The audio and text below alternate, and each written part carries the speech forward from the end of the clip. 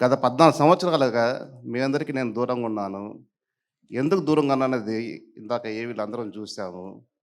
భగవంతుడి దయ వల్ల తప్పుడు కేసులు చట్టం ముందు నిలబడవు. తప్పు తప్పు చేసుకొని తప్పించుకొని తిరగలేడు.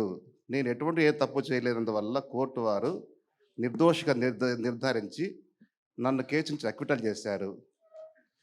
ఇంత మించి నాకు ఎక్కువ మాట్లాడడం రాదండి. Thank you very much. 78 రోజుల జైలు జీవితం, ఆ! 14 సంవత్సరాల పోరాటం, ఆ! నిర్దోషిగా బయటికి రావటం.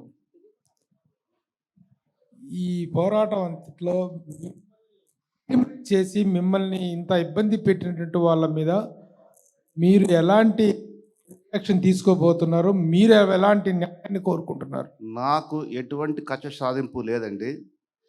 ఏది ఏమైనా గానీ చట్టపరంగానే పోరాడతా. చావో, బతుకో చట్టపరంగానే చేస్తాను. అదే ఈ చట్టంలో మీకు జరిగిన అన్యాయానికి మరి పోరాటం అనేది ఉండాలి కదా. ఎలా పోరాడబోతున్నారు ఇప్పుడు? ఇప్పుడు మరి పోరాటం అంటే ఏదైనా త్రూ కోర్ట్ ఆఫ్ లా అండి. కోర్టు ద్వారా మళ్ళీ ప్రొసీడ్ అవుతారా మీరు? 100% వీళ్ళ మీద జరిగిన దాని మీద పరువు నష్టం దావా వేయటం కానీ, మీకు జరిగిన దాని మీద న్యాయ పోరాటం చేయటం అనేటువంటిది కంటిన్యూ అవుతుందా? ఫ్యూచర్ కాన్స్టిట్యూషన్స్ ఇంకా సో ఫార్ ప్లాన్ చేయలేదు sir. I have to plan sir. Very good. సరే, నిర్మాతగా మీరు చేసినటువంటి సినిమాలు చాలా పెద్ద పెద్ద స్టార్స్తో చేశారు. అగైన్ ఒక నిర్మాతగా, ఒక ఫైనాన్సర్గా ఎలాంటి మళ్ళీ కమ్బ్యాక్ అనేటువంటిది ఉండబోతుంది? సార్ బేసిక్‌గా I'm a film financier. Because of my passion I turn to film producer. ఫైనాన్షియల్‌గా ఉన్నప్పుడు నేను చూసిన ఎక్స్‌పీరియన్స్ ఒకటండి. ప్రొడ్యూసర్‌గా చూసే ఎక్స్‌పీరియన్స్ ఇంకోటండి. But both are cinema is a mother. Cinema is a mother. Cinema నా తల్లి లాంటిది అనుకుంటా. సో అందువల్ల డెఫినెట్‌గా నేను అదే ఫీల్డ్‌లో ఉంటానండి. ఎక్కడికి పోను. నాకు 2 పిల్లలు, 2 అబ్బాయిలు.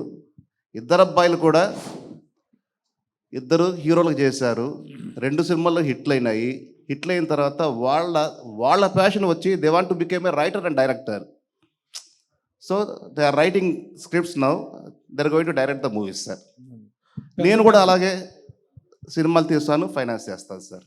పెద్ద పెద్ద హీరోలు మీ సినిమాల్లో యాక్ట్ చేశారు, చాలా పెద్ద స్టార్స్ చేశారు. ఈ కష్టకాలంలో ఈ 14 సంవత్సరాల పోరాటంలో మీ వెనక మేము ఉన్నామని నిలబడిన వాళ్ళు ఉన్నారా? అసలు మీ మీద కేసు వేసిన వాళ్ళు ఇండస్ట్రీకి సంబంధించిన వాళ్ళ, బయట వాళ్ళ? బయట వాళ్ళు వేశారు సార్, సినిమాకి సంబంధం వాళ్ళు కాదు. కానీ సారీ టు సే సార్, ఏ ఒక్క సపోర్ట్ లేదు. కనీసం ఏ ఒక్క phone, Ramesh how are you, బాగున్నావు, ఎలా ఉన్నావా, వాట్ యూజ్ ప్రాబ్లం అని పాపానికి పోలేదు సార్ ఎవరు కూడా. నేను ఒక పర్సన్ అని చెప్పను, ఏ పర్సన్ లేదు సార్.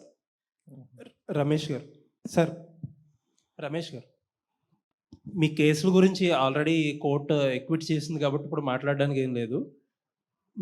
మీ లైఫ్లో ఒక ఫైనాన్షియల్గా స్టార్ట్ అయ్యి చాలా పెద్ద పెద్ద సంస్థలన్నిటికి సారీ, వన్ బ్రేక్ సార్. నేను కాదు సార్, మా father basically my father is a film financiers. Okay. From 1975 ఆయన దారిలో నేను వచ్చాను సార్. అవునండి, అవును. సో అంతా అంతా బాగా జరుగుతున్నప్పుడు మీ లైఫ్లో ఫస్ట్ పెద్ద కుదుపు ఏంటంటే కొమరంపులి, కలేజా. కుదుపు అంటే ఎలా సార్? అంటే ఆ సినిమా ఆ 2 సినిమాలు చాలా ఎక్కువ డిలే అవ్వడం, ఎక్కువ కాస్ట్ ఆఫ్ ప్రొడక్షన్ ఎక్కువ అవడం, ఆ తర్వాత ఆ సినిమా రిజల్ట్ కూడా నెగిటివ్గా రావడం 2 సినిమాలు కూడా. అసలు ఆ సినిమాలు అంత డిలే అవ్వడానికి కారణం ఏంటి? ఎంత నష్టపోయారు? ఆ 2 సినిమాల మీద ఎంత నష్టపోయారు? ఆ తర్వాత ఆ హీరోల నుంచి వచ్చిన సపోర్ట్ ఏంటి? అంటే లాస్ అయితే జనరల్‌గా హీరోల సపోర్ట్ ఉంటది కదా! అటువంటిది ఏదైనా సపోర్ట్ దొరికిందా మీకు? సార్, ఏదైనా ఒక సినిమా ప్రొడక్షన్ అనేది ఈ రోజుల్లో అంటే ఒక రాజమౌళి సినిమా, శంకర్ సినిమా 3 ఏళ్ళు 4 ఏళ్ళు అలా పడుతుంటుంది. మొన్న రీసెంట్గా పుష్ప 2 అది 3 ఏళ్ళు చేశారు.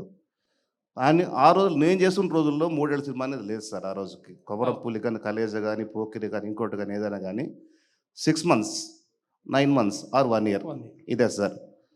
కానీ దురదృష్టం, బ్యాడ్ లక్ ఏమంటే ఇట్స్ మై ఫేట్, 3 సంవత్సరాలు పట్టింది సార్. 3 సంవత్సరాలు అంటే మెయింటెనెన్స్ ఎంత ఉంటుంది అనేది ఒక ప్రొడ్యూసర్గా తెలుస్తుంది సార్. ఎవ్రీథింగ్ రన్ చేయాలి కదా సార్. ఆఫీస్ రన్ చేయాలి, శాలరీస్ రన్ చేయాలి, ఇంట్రెస్ట్ రన్ చేయాలి, అన్నీ పెరిగిపోతాయి కదా. సో ఇంకో క్వశ్చన్ మీరు ఏమన్నారంటే, నాకు 2 సినిమాల్లో కూడా 100 కోట్ల నష్టం వచ్చింది సార్. ఇంకో క్వశ్చన్ అడిగా, నేను మర్చిపోయాను సార్, గుర్తురాలేదు. హీరోలు ఏమైనా సపోర్ట్ చేశారు? ఎటువంటి సపోర్ట్ లేదు. కనీసం అయ్యో పాప అని చెప్పిన పాపానికి కూడా పోలేదు సార్. సరే, ఎందుకు అంత డిలే అయ్యింది? బ్యాడ్ లక్ అన్నారో, అసలు ఏ కారణం? బ్యాడ్ లక్ అంటే సార్, కొమరపుల్లి తీస్తున్నప్పుడు పవన్ కళ్యాణ్ గారు ప్రజారాజ్యం పార్టీ పెట్టుకున్నారండి ఆయన. ఓకే. సో దానివల్ల ఎంతో కొంత కొద్దిగా డిలే అయింది. అది వన్ ఆఫ్ ది రీజన్ చెప్పొచ్చు. So many reasons. అలాగే కలేజ్లో కూడా సో మెనీ రీజన్స్ అండి. ఓకే. రమేష్ బాబు గారు సార్ ఇక్కడ సార్ ఎక్కడండి?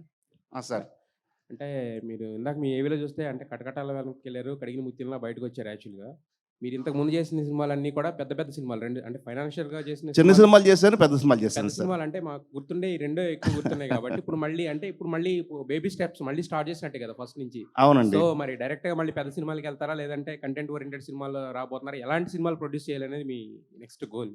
నాకు బేసిక్గా నేను ఇన్ఫ్లుయెన్స్ అయింది త్రివిక్రమరావు గారు, దేవి వరప్రసాద్ గారు. వాళ్ళు పెద్ద సినిమాలు చేసేవాళ్ళు. నాకు సినిమా అంటే ప్యాషన్, చిన్నప్పటి నుంచి పిచ్చ ప్రేమ. ఫైనాన్షియల్గా వచ్చానండి నేను. అండర్ కరెంట్లో సినిమా ప్యాషన్ అని దానివల్లనే టర్న్ అయ్యాను ఈ ప్రొడ్యూస్ చూడడం వల్ల. దేర్ ఆల్ నాకు ఫ్రెండ్స్, నాకు ఫాదర్స్ లాగా అందరూ కూడా. ఇంకోటి ఏదో అడిగారండి. మీరు నెక్స్ట్ చేసేది పెద్ద సినిమాలకి వెళ్ళబోతున్నారా డైరెక్ట్గా, లేదంటే కనుక కంటెంట్ ఓరియంటెడ్గా చిన్న చిన్న ఫస్ట్ సినిమాలు నేను start అనుకోవడం కంటెంట్ ఓరియంటెడ్ అనుకుంటున్నాను సార్. అది ఉంది బేసిక్గా. పెద్ద సినిమాలు బేసిక్గా ఉన్నాయి సార్. రెండు ఉంది. ఆశ ఏది చావలే. అయితే మీ 14 సంవత్సరాలు ఇంత గ్యాప్ వచ్చినా కూడా నేను వేరే ప్రపంచంలో ఉన్నా, చట్ట ప్రపంచంలో ఉన్నా.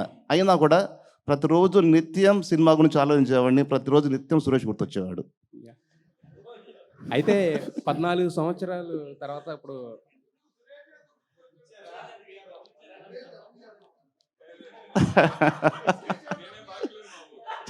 అది కాదు. నా ఫస్ట్ సినిమా చేసింది పిఆర్ఓ అతనే. తర్వాత మా అబ్బాయి హీరో యాక్ట్ చేసిన సినిమా తెలుగులో రిలీజ్ చేసింది అతనే. నాకేదైనా మంచి మాట్లాడుతూ ఉండేవాడు అతనే. ఎందుకో మరి నాకు ముందు ఇంటరాక్షన్ ఎక్కువ. నాకు అయితే ముందు నుంచి మీకు బాగా అండగా ఉంది సురేష్ గారు, అంతే కదా? అండగా అని చెప్పనండి, నాకు మంచి మిత్రుడు. అంటే మంచి మిత్రుడు. అవునండి రమేష్ సరే, బాబు ఇప్పుడు గారు మీరు బయటపడ్డారు, ఓకే, మాకు చాలా ఆనందంగా ఉంది. సార్. రమేష్ బాబు గారు ఒక్క ఇప్పుడు నిమిషం. విషయం ఏంటంటే, ఏమండి? మీ మీద అపవాదం వచ్చింది ఇన్ని 14 ఏళ్ళు, ఏదో రాముడ వనవాసం లాగా. వాళ్ళు మీకు జడ్జిమెంట్ కానీ ఇచ్చిన వాళ్ళు కానీ వాళ్ళు ఏమైనా ప్రాయశ్చిత్తంగా మీకు ఏమైనా చెప్పారా? మేము ఇలా నాశనం, మీ కెరీర్ నాశనం అయింది, జడ్జి కానీ లాయర్లు కానీ? అది సార్ చట్టంలో సార్ చాలా మంది తెలియదు ఏమంటే, పోలీసు వారికి కేసు పెట్టడం వరకే తెలుసు. డిపార్ట్మెంట్ ఏం సార్, పెట్టిన తర్వాత దాంట్లో ఏ మటుకు మెరిట్స్ ఉంటే చట్టం తప్పించుకోలేదు సార్, శిక్ష అనుభవించాల్సిందే. మెరిట్ లేదనుకోండి, సాక్ష్యాధారాలు లేవనుకోండి, కేసును కొట్టేస్తారు. బట్ మన ఇండియన్ పీనల్ కోర్టులో ఏమంటే 14 ఏళ్ళు జీవితం పోయింది. అవును. దాని కాంపెన్సేషన్ ఎవరేమి ఇవ్వలేదు సార్, చట్టం లేదు దానికి. సారీ అని చెప్పారు ఫైనల్గా ఏమన్నా? మేము ఇలా ఎవరు కోర్టు ఎందుకు సార్ చెప్తుంది సార్? పోలీసు కానీ వ్యవస్థ ఇప్పుడు మీ మీద వాదించి తప్పుడు కేసు బనాయించింది. సార్ మన సినిమాలు చూస్తుంటాం కదా సార్ నా కెరియర్ హీరోని ఇలా చేస్తే వాడు ఏదో చేయడం, వ్యవస్థల మీద పోరాటం అనేది మీకు అనిపించలేదా? ఖచ్చితంగా వ్యవస్థ సార్. సార్ ఒక్క అబద్ధపు కేసు పెట్టినందువల్ల 14 సంవత్సరాలు పోలీస్ ఇన్ఫ్రాస్ట్రక్చర్, కోర్ట్స్, జడ్జెస్ ఎంత టైం వేస్ట్ అండి. అవును, పోయింది కదా సార్. మరి దాన్ని మనం ఏం చేయలేదు సార్. కొత్త చట్టం తేవాలి, గవర్నమెంట్ కొత్త చట్టం తెస్తే. అదే మీరు కొత్త చట్టం వస్తే నా కానీ మీద కాదు ఇలాంటి- సార్. ఇలాంటి వాళ్ళు చాలా మంది ఉన్నారు, మీరే కాదు, ఆహా. ఇలాంటి వాళ్ళు చాలా మంది ఉన్నారు తప్పుడు కేసులు వేసి. ఆ, అయితే వీరి వెనకాల ఏదైతే 13 కోట్లు ఏదో మీ మీద అపవాదం ఏదో పెట్టారు కదా, 14 కోట్లు మోసం చేశానండి. వాని వెనకాల నేను చెప్తాను ఎవరన్నా ఇండస్ట్రీ పెద్దల హస్తం ఉందా, లేకపోతే పెట్టుబడిదారుల హస్తం ఉందా? చెప్తాను సార్. 14 కోట్లు మోసం చేశారని చెప్పి ఒక కేసులో అభియోగం sir.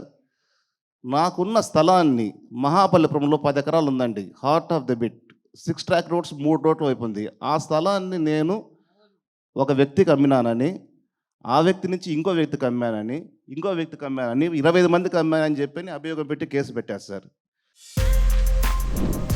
For more videos like this, subscribe Big TV channel.